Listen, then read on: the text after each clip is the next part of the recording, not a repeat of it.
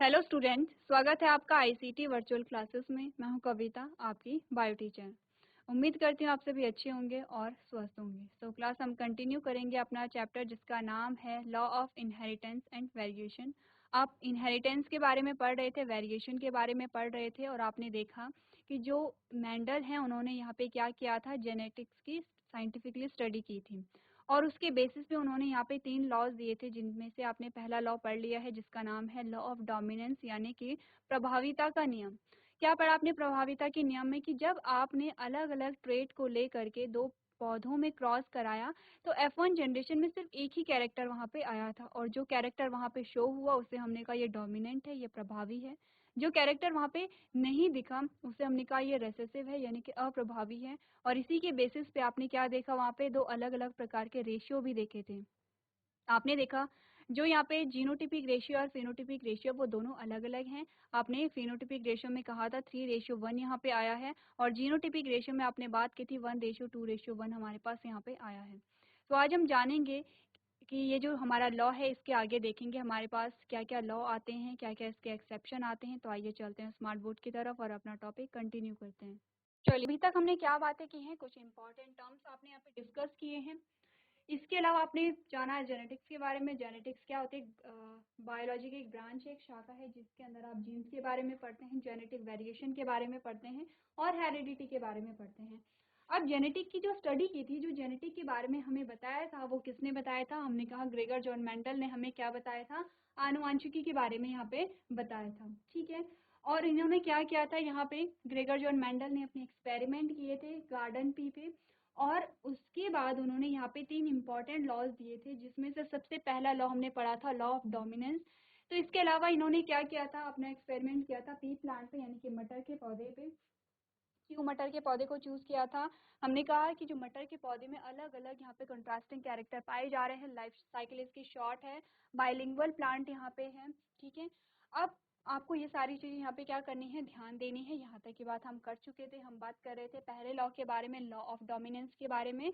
और law of dominance जिसे हम क्या कहते हैं, प्रभाविता का नियम भी कहते हैं। तो क्या कहता है प्रभाविता का नियम,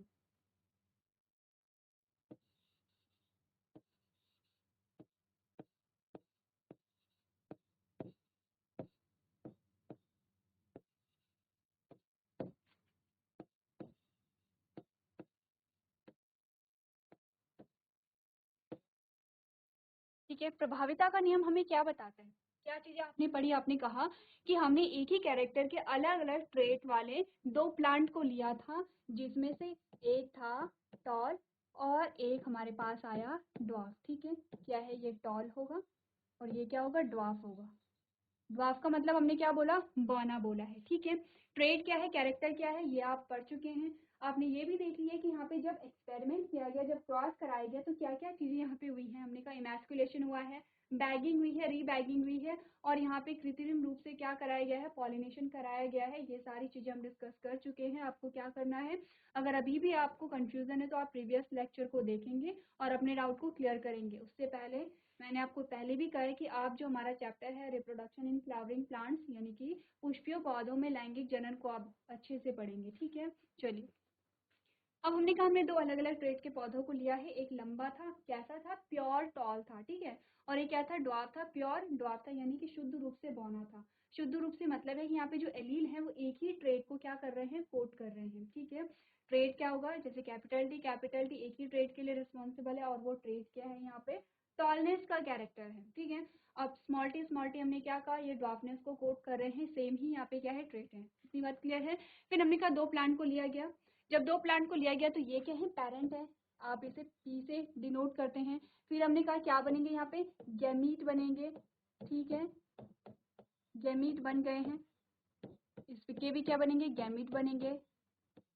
अब जब गैमीट बनेंगे तो गैमीट में क्या होगा, यहाँ पे क्रॉस होगा, क्या आया आपके पास, capital T small T, capital T small T, capital T small T, capital T small T. ये क्या है आपके पास, F1 जनरेशन है। F1 जनरेशन का मतलब है पहली पीढ़ी। ठीक है, और पहली पीढ़ी में आपने क्या देखा, क्या थे, ऑल टॉल थे। ठीक है, ऑल टॉल थे, सारे लंबे थे। तो क्या हुआ, हमने क्या देखा, मेंडल ने यहाँ पे जब क्रॉस कराया उन्होंने क्या किया, उन्होंने देखा कि अगर मैं एक शुद्ध रूप से लंबे पौधे को लूँ, शुद्ध रूप से एक बौने पौधे को लूँ और उनकी यहाँ पे क्या करा दूँ, क्रॉस करा दूँ, तो मेरे पास रिजल्ट क्या आता है। उन्होंने पहली पीढ़ी में देखा कि सारे पौधे लंबे आए हैं, ठीक है, उन्होंने क्या देखा, सारे ही पौधे लंबे आए हैं, तो वो कंफ्यूज थे कि जो ड्वार्फनेस का कैरेक्टर है वो कहाँ गया।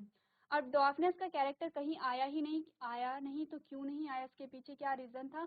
उन्होंने क्या कि F1 जनरेशन के बीच में ही क्रॉस करा दिया है। F1 जनरेशन आपके पास आ गई है। क्या होगा सबसे पहले हमने कहा ये है F1 जनरेशन, ठीक है। F1 जनरेशन के क्या बनेंगे, गैमेट बनेंगे यहाँ पे, ठीक है, दो प्रकार के गैमेट बने।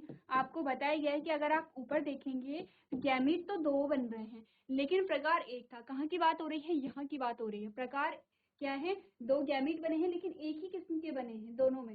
कैपिटल टी में एक ही प्रकार का बना है, दो गैमेट बने हैं लेकिन दोनों क्या है, एक ही जैसे हैं। स्मॉल टी में भी दो गैमेट बने हैं, बने दो हैं लेकिन एक ही जैसे हैं, कैसे दिखने में, अपीयरेंस में, ठीक है। अब हमने जब F1 जनरेशन में गैमेट बनाए तो हमने देखा यहाँ पे दो गैमेट है, दोनों अलग अलग प्रकार के हैं, एक कैपिटल टी है तो एक स्मॉल टी है। अब यहाँ पे इनका क्रॉस करा दिया गया तो हमारे पास आए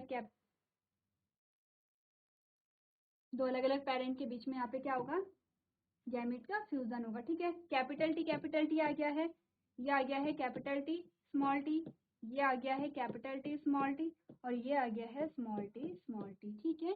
और ये आपके पास सेम रिजल्ट इस चेकर बोर्ड में आ गया है जो हमने अभी डिस्कस किया है यहाँ पे। तो क्या आपके पास रिजल्ट आया है, रिजल्ट आपके पास क्या आया है, देखिए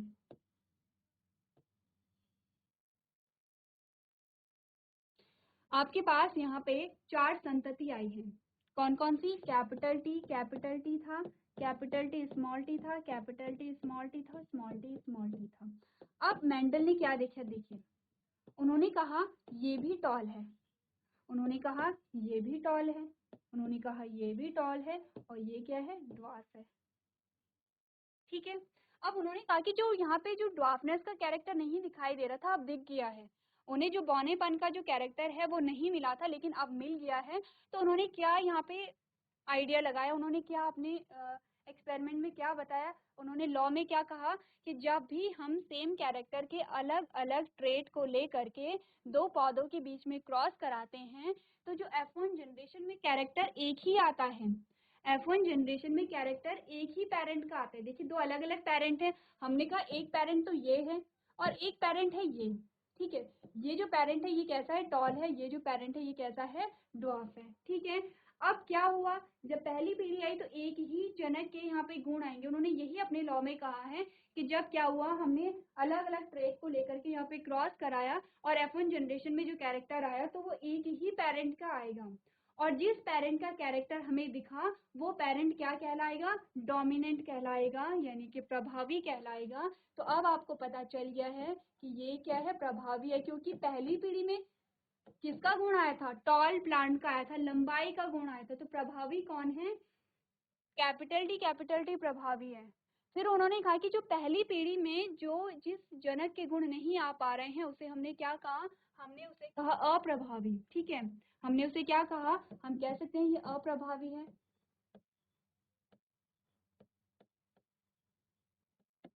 हम कह सकते हैं ये प्रभावी है।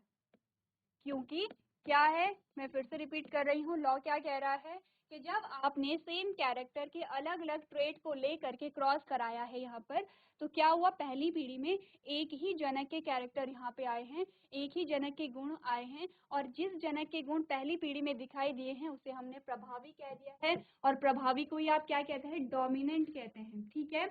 और जिस जनक के गुण पहली पीढ़ी में नहीं आ पाए हैं उसे हमने क्या कहा, अप्रभावी कहा। क्योंकि प्रभावी जो जनक है वो सिंगल एलील में भी काम कर रहा है। हमने कहा कि यहाँ पे देखिए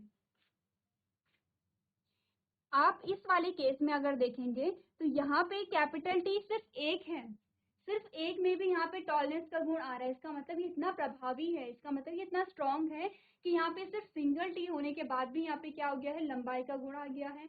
हमने कहा जो स्मॉल टी है, स्मॉल टी के साथ अगर कैपिटल टी है तो यहाँ पे बौनेपन का गुण आ ही नहीं पा रहा है, इसका मतलब वो इतना क्या है, स्ट्रॉन्ग नहीं है, उसे हम क्या कहेंगे, अप्रभावी कहेंगे, रेसेसिव कहेंगे, ठीक है। इतनी बात क्लियर है। चलिए अब यहाँ तक की बात आप कर चुके हैं, आपको कुछ चीजें ध्यान देनी है। सबसे पहले तो आपने ये देखना है कि लॉ ऑफ डोमिनेंस क्या कहता है।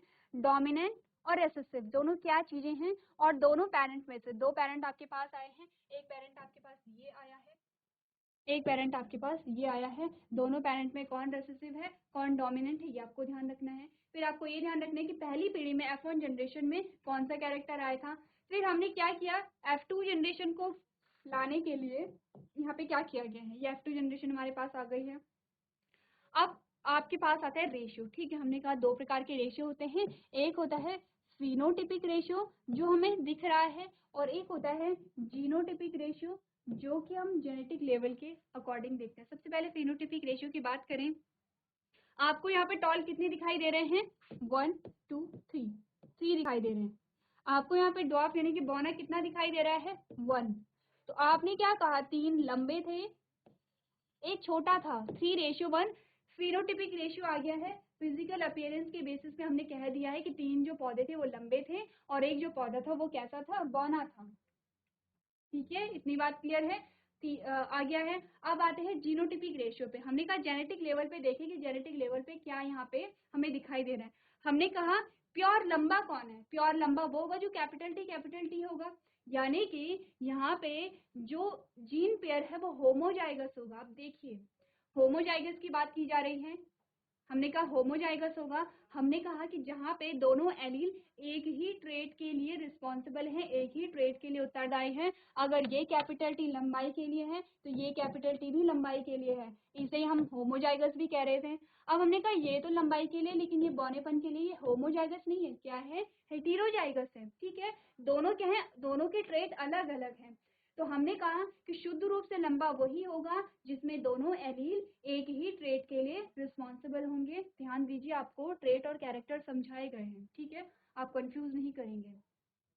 अब हमने कहा शुद्ध रूप से लंबा कितना है, हमने कहा शुद्ध रूप से लंबे तो एक ही है यहाँ पे, क्योंकि कैपिटल टी आपको एक ही दिखाई दे रहा है यहाँ पे। अब हमने कहा कि जो कैपिटल टी स्मॉल टी है वो भी लंबा है, लेकिन कैसा लंबा है, हमने कहा हाइब्रिड टॉल है। हाइब्रिड टॉल की जो संख्या है वो कितनी है, 1 और 2 है।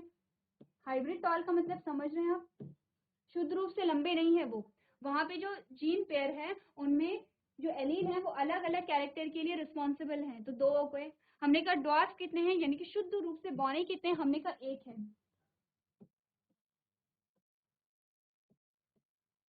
1 है। ठीक है, अब देखिए ये एक किसे बता रहे हैं, अब देखिए ये किसे बता रहा है, ये बता रहा है कैपिटल टी को। ये किसे बता रहा है, कैपिटल टी स्मॉल टी, यानी कैपिटल टी स्मॉल टी दो हमारे पास आए, और ये बता रहा है स्मॉल टी को। ठीक है, इतनी बात क्लियर है। ये सारी चीजें आप देख लीजिए। ये आपके पास क्या आता है, लॉ ऑफ डोमिनेंस आता है। तो पढ़ लेते हैं कि लॉ ऑफ डोमिनेंस क्या कहता है हमारे पास। चलिए, तो लॉ ऑफ डोमिनेंस क्या कहता है यहाँ पे, लॉ ऑफ डोमिनेंस को क्या कहते हैं, प्रभाविता का नियम। ठीक है, मेंडल्स लॉ ऑफ डोमिनेंस। अब लॉ ऑफ डोमिनेंस को लॉ ऑफ डोमिनेंस भी कह सकते हैं, या फिर मेंडल्स लॉ ऑफ डोमिनेंस भी कह सकते हैं, बात एक ही है। ठीक है, हमने कहा when parents with pure contrasting traits are cross together, कह रहे हैं जब शुद्ध विपरीत गुणों वाले माता पिता को एक साथ मिलाए जाते हैं। माता पिता को एक साथ मिलाए जाने से मतलब है कि जब उनके बीच में पॉलिनेशन कराई जा रही है। तो बात क्या है वो ध्यान दीजिए, जब शुद्ध विपरीत गुणों वाले, विपरीत यानी कि जो कंट्रास्टिंग ट्रेट होते हैं, शुद्ध होगा और विपरीत गुण होंगे। हमने कहा ये है लंबा, शुद्ध है। हमने कहा ये है बौना, शुद्ध है, लेकिन कैसे हैं, कंट्रास्टिंग कैरेक्टर है, विपरीत गुण है। आप विपरीत गुणों को कैसे लेते हो, बड़ा, छोटा, मोटा, पतला। ठीक है, तो ये क्या है, विपरीत गुणों वाले हैं। तो क्या कहा गया है, जब शुद्ध विपरीत गुणों वाले पेरेंट को क्या किया जाता है, क्रॉस किया जाता है, यानी कि इनके बीच में पॉलिनेशन की जाती है। ठीक है, पॉलिनेशन हो रही होगी, यहाँ पे पॉलिनेशन की जाती है, तो क्या होता है, only one form of trait appears in the next generation, तो अगली पीढ़ी में गुणों का केवल एक ही रूप दिखाई देता है। ये कह रहे हैं कि जब हमने शुद्ध रूप से अलग अलग ट्रेट वाले पेरेंट के बीच में हमने पॉलिनेशन कराया है, तो F1 जनरेशन में जो पहली पीढ़ी आती है उसमें सिर्फ एक ही गुण हमें दिखाई देता है, और वो है लंबा। ठीक है, क्या है, एक ही गुण दिखाई देता है। The hybrid offspring will exhibit only the dominant trait of the phenotype.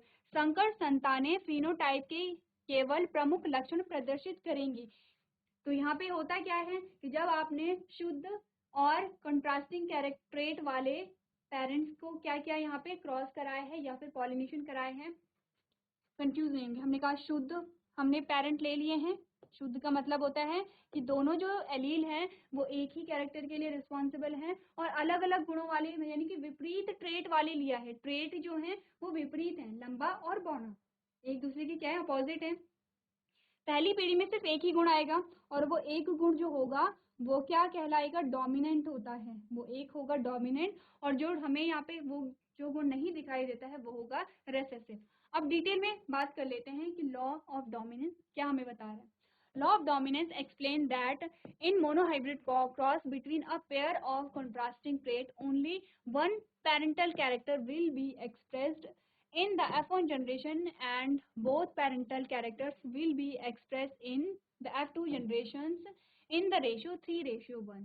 क्या कहा गया है देखिए, प्रभुत्व के नियम को कहिए या प्रभाविता का नियम कहिए, ठीक है, इसे हम प्रभाविता का भी कहते हैं, प्रभाविता का नियम।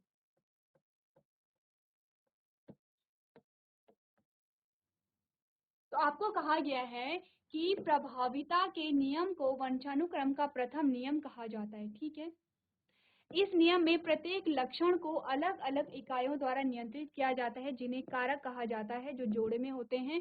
यदि जोड़े विषम युग्मजी हैं तो हमेशा एक दूसरे पर हावी रहेंगे। ठीक है, इतनी बात क्लियर है। आप ये कह रहे हैं, ये जो सेकंड लाइन है जो आपने अभी पढ़ी, आपको बताया जा रहा है प्रभुत्व का नियम बताता है कि विपरीत लक्षणों की एक जोड़ी के बीच एक मोनोहाइब्रिड क्रॉस में केवल एक पैतृक चरित्र F1 पीढ़ी में व्यक्त किया जाएगा। सेम वही बात है, देखिए सेम वही बात है। हमने कहा है अभी तक आपको ये लॉ अच्छे से पता हो जाना चाहिए क्योंकि हमने सेम जो चीज है वो बार बार यहाँ पे रिपीट कर लिया। कहा गया है कि प्रभुत्व का नियम क्या बता रहे हैं कि विपरीत लक्षणों की एक जोड़ी के बीच जब आपने क्रॉस कराया, मोनोहाइब्रिड से आप कंफ्यूज नहीं होंगे। मोनोहाइब्रिड का मतलब होता है एक ही कैरेक्टर हमने लिया है, सिर्फ लंबाई का ही गुण हमने लिया है, तो एक गुण लिया है तो मोनोहाइब्रिड है। ठीक है, तो इसमें क्या होता है, F1 पीढ़ी में एक पैतृक चरित्र F1 पीढ़ी में व्यक्त किया जाएगा। कह रहे हैं कि यहाँ पे दो पेरेंट हैं, लेकिन दो पेरेंट दो जनकों में से एक ही जनक के गुण यहाँ पे क्या हो रहे हैं, एक्सप्रेस हो रहे हैं, और दोनों पैतृक लक्षण F2 पीढ़ी में 3:1 के अनुपात में व्यक्त किए जाएंगे। कह रहे हैं कि F1 जनरेशन में तो एक ही जनक के गुण आ रहे हैं, लेकिन F2 जनरेशन में क्या होगा, दोनों के गुण आ जाएंगे और जो फिनोटिपिक रेशियो होगा वो 3:1 यहाँ पे होगा। इतनी बात आपको ध्यान रखनी है। ठीक है, यहाँ तक की बात क्लियर है। आगे पढ़ लेते हैं। हमने कहा the one which is expressed in F1 generations called dominant trait and the one which is suppressed is called recessive trait. In simple words, the law of dominance states that recessive traits are always dominated or masked by the dominant trait. This law can be described by the Mendel's experiment. ठीक है, क्या कहा गया है देखिए, हमने कहा जो F1 पीढ़ी में व्यक्त होता है उसे प्रमुख गुण कहते हैं और जो दबा दिया जाता है उसे अप्रभावी गुण कहते हैं। तो प्रमुख को हम यहाँ पे प्रभावी लिखेंगे। ठीक है,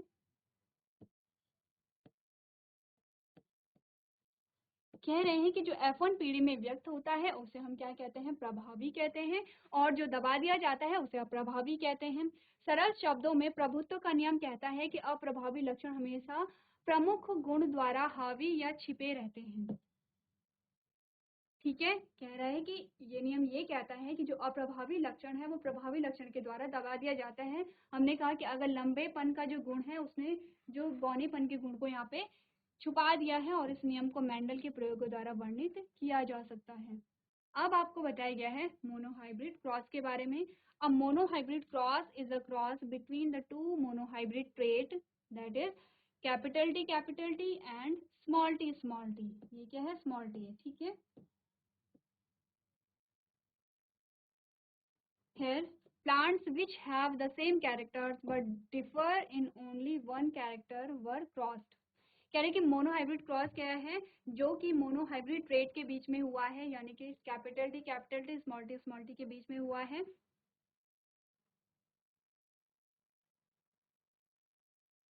अब ये कह रहे हैं कि जो प्लांट्स है इनमें कैरेक्टर तो किनके बीच में क्रॉस हमने कराया है कि उनके बीच में कैरेक्टर तो सेम था, लेकिन जो ट्रेट थे वो अलग अलग ट्रेट थे। ठीक है, इतनी बात क्लियर है। चलिए अब नेक्स्ट पढ़ लेते हैं। For monohybrid cross Mendel began with a pair of pea plant with two contrasting traits, that is one tall and another dwarf।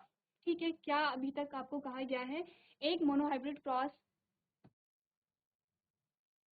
चलिए पहले आपको बताया गया एक मोनोहाइब्रिड क्रॉस दो मोनोहाइब्रिड लक्षणों के बीच एक क्रॉस है। यहाँ ऐसे पौधे को दिया जाता है जिसके लक्षण समान है, लेकिन इसमें क्या है, जो ट्रेट है वो डिफरेंस है। ठीक है, अब ये जो लाइन आपको बताई गई है कि मोनोहाइब्रिड क्रॉस में क्या मेंडल ने किया, तो आपने देखा मोनोहाइब्रिड क्रॉस के लिए मेंडल ने दो विपरीत लक्षणों वाले मटर के पौधे की एक जोड़ी के साथ शुरुआत की। ठीक है, यानी एक लंबा और दूसरा बौना, यही किया था मेंडल ने। नेक्स्ट आपको क्या बताया जा रहा है, pollination of tall and dwarf plants result in tall plants and the offspring were called F1 progeny। अब क्या हुआ, ऊंचे और बौने, ऊंचे यानी कि लंबे और बौने पौधे के पर परागण के परिणाम स्वरूप लंबे पौधे बने और उनकी संतानों को क्या कहा गया है, F1 जनरेशन, यानी कि पहली पीढ़ी कहा गया है। ठीक है, देखिए पर परागण हो रहा है, क्रॉस पॉलिनेशन हो रहा है, यहाँ पे इतना ध्यान दीजिए। और क्रॉस पॉलिनेशन भी उसी प्लांट से हो रहा है जिससे कि मेंडल करवाना चाहते थे। ठीक है, चलिए नेक्स्ट हमने क्या बात की, हमने कहा the trait which is expressed in the phenotype is called dominant trait, while one that is not is called the recessive trait।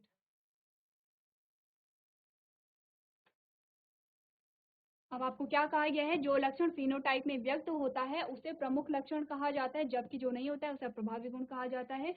Same बात हम रिपीट कर रहे हैं और सेम बात आपको बताई जा रही है कि जो पहली पीढ़ी में आ रहा है उसे हम डोमिनेंट कह रहे हैं, उसे हम क्या कह रहे हैं, प्रभावी कह रहे हैं। जो पहली पीढ़ी में नहीं आ रहा है उसे हम रेसेसिव कह रहे हैं, अप्रभावी कह रहे हैं।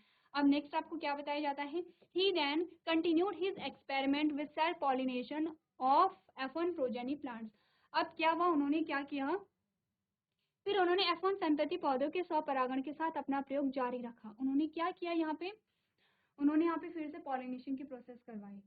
पॉलिनेशन की प्रोसेस किसमें कराई, जो पहली पीढ़ी थी F1 जनरेशन थी उसी के बीच में उन्होंने क्या किया, यहाँ पे पॉलिनेशन करवाया। ठीक है, इतनी बात क्लियर है। अब जब करवाए तो उन्हें क्या रिजल्ट मिला। अच्छा, उन्होंने ये जो एक्सपेरिमेंट था वो आगे क्यों किया, क्योंकि मैंने आपको बताया कि उन्होंने F1 जनरेशन में सिर्फ उन्हें एक ही के वहाँ पे ट्रेड दिखा था, वो है लंबाई का। वो देखना चाह रहे थे कि जो यहाँ पे ड्वार्फनेस है, जो बौनेपन का गुण है, वो कहाँ गया, उसके साथ क्या हुआ, वो क्यों यहाँ पे एक्सप्रेस नहीं हो पा रहा है, इसीलिए उन्होंने अपना जो एक्सपेरिमेंट है वो आगे किया। This resulted in both tall and short plants in the ratio of 3:1 which give rise to the law of segregation। कह रहे हैं इसके परिणाम स्वरूप लंबे और छोटे पौधे का अनुपात, ये जो रेशियो है, यहाँ पे जो अनुपात है वो क्या होगा, यहाँ पे 3:1 ना हो करके बल्कि क्या होगा, 1:2:1 होगा। ठीक है, इतनी बात क्लियर है, ध्यान दीजिए। तो इन्होंने क्या कहा कि इसके परिणाम स्वरूप, किसके परिणाम स्वरूप, फिर उन्होंने F1 संतति पौधों के स्वपरागण के साथ अपना प्रयोग जारी रखा। इसके परिणाम स्वरूप लंबे और छोटे पौधों का जो अनुपात था वो 1:2:1 हो गया, जिससे पृथक्करण के नियम को जन्म दिया। यानी कि अब आपके पास दूसरा जो नियम आ गया है वो है लॉ ऑफ सेग्रीगेशन। ठीक है, लॉ ऑफ सेग्रीगेशन में क्या हो गया है वो आप आगे बात करेंगे, लेकिन अभी के लिए आपने F2 जनरेशन में क्या मिला आपको, F2 जनरेशन में आपको ये मिला। और मैं आपको फिर से बता रही हूँ कि 1:2:1 का मतलब यहाँ पे क्या हमें बताया गया था कि 1 क्या है, कैपिटल टी है, 2 क्या है, कैपिटल टी स्मॉल टी है, और 1 क्या है, स्मॉल टी है। ठीक है, बात है यहाँ पे किसकी, होमोजाइगस की, बात है यहाँ पे प्योरनेस की, और बात है यहाँ पे जो जीनोटिपिक रेशियो यानी कि जेनेटिक लेवल पे यहाँ पे क्या है चीज हो रही है। ठीक है, तो नेक्स्ट जो हमारा लॉ आता है वो है मेंडल्स लॉ ऑफ सेग्रीगेशन। और इस लॉ को पढ़ने से पहले हम क्या करेंगे, यहाँ पे कुछ और चीज़ें हमारे पास आती हैं जिन्हें हम कहते हैं एक्सेप्शन यानी कि अपवाद। ठीक है, अपवाद क्या होते हैं? देखिए, कोई भी रूल है, कोई भी एक लॉ है जो सब पे फॉलो होता है, लेकिन उसमें से कोई एक ऐसा होता है कि उस पे वो रूल लागू नहीं होता है, उसे हम कहते हैं ये अपवाद है। क्या होते हैं अपवाद? इसे हम जो हमारा नेक्स्ट लेक्चर होगा उसमें डिटेल में जानेंगे। चलिए, सो क्लास आज के सेशन में हम इतना ही करेंगे। नेक्स्ट जो हमारा लेक्चर होगा उसमें आप जानेंगे जो हमारा पहला लॉ आया है, लॉ ऑफ डोमिनेंस, उसके क्या क्या अपवाद आते हैं, क्या क्या एक्सेप्शंस आते हैं। तो आपको क्या करना है, घर से आपको पढ़ के आना है। तो अभी तक क्लास में बने रहने के लिए आपका धन्यवाद।